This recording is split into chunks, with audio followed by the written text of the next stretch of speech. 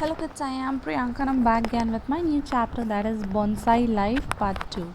From the very start, Akaya had been keen on studying, but Nanaguru didn't educate her because she was not adept at oral arithmetics. Nanagaru had said, she's a girl. How will studies get into her head? And and had made her discontinue her lessons, concentrating only on uneducation. Because she was uneducated, she got married to a man from a village, had to look after the cattle, keep the stove clean, draw water from the well. Amma used to be very upset that Akaya had to go through such a degree. Realizing that Akaya was upsetting thinking of past and as an attempt to divert her mind, I led her to the balcony saying, "Come, let's go and sit outside." Looking at the plant in the flower pots, Akaya mentioned that all the cucumbers, drumstick and gongura were from its own backyard.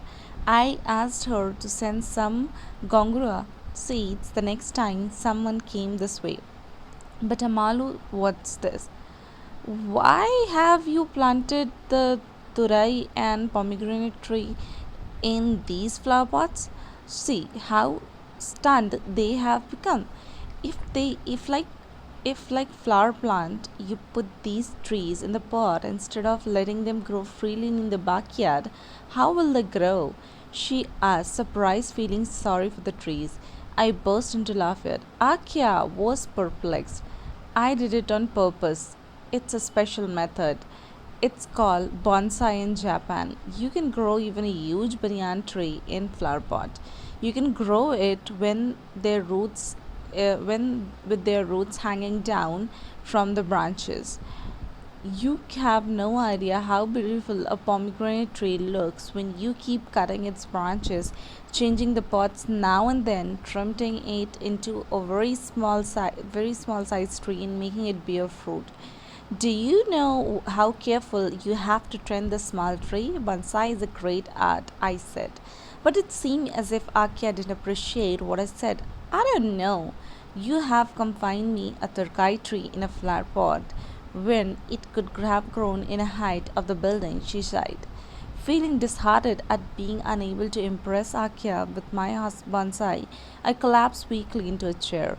I was most distressed, as if the entire art I have learned had came through naught.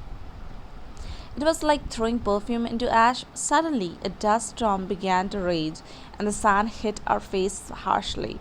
I got hold of Akia's shoulders and dragged her into the room. Then I closed the doors and window in a hurry. Akia was stunned. What's all this? Evening was normal till now. Where did all the dust and wind came from suddenly? You have tar roads too, she said. This is how it is in the big cities, my dear. Before we know that what's happening, the storm begins all the sand from Rajasthan desert and hits our face. I had not completed my sentence when I could hear the rain beginning to fall. I opened the door and pulled the bonsai tree pots and flower pots inside under the canopy. Akia opened side windows and looked at the street to observe the weather of the Indian capital. Look, Amalu, look there, she said. A new enthusiasm seemed to have crept in her voice. I looked eagerly through the window towards the street. I couldn't understand what she meant. I looked at her and said, "What it is?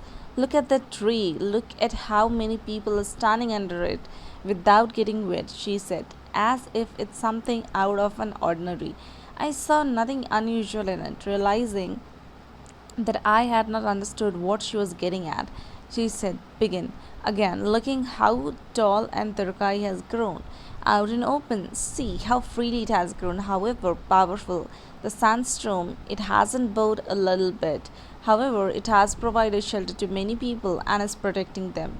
Imagine how many would find respite from the hot sun under its shade. What's so surprising about that? I asked.